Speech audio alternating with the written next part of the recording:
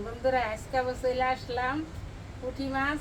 এখানে আবার আছে ভাঙনা মাছ, 2 পদের মাছ নিয়ে। তাই মাছগুলি টাটকা, ভাঙনা মাছগুলো টাটকা, খোল তাজা। আর পুঁটি মাছগুলো তাজা, রূপার মতন ঝকঝক করে টাটকা। আর মাছগুলি সাইজটা সুন্দর, গোটা গোটা একদম ছোটা ছোটা মাছগুলি। তাই সাথে আছে আবার আনছি পাট শাক।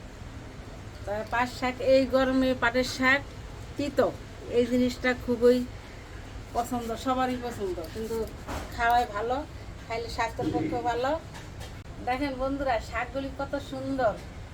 এই তিতো শাক গরমের পক্ষে খুবই উপকার, খুবই ভালো।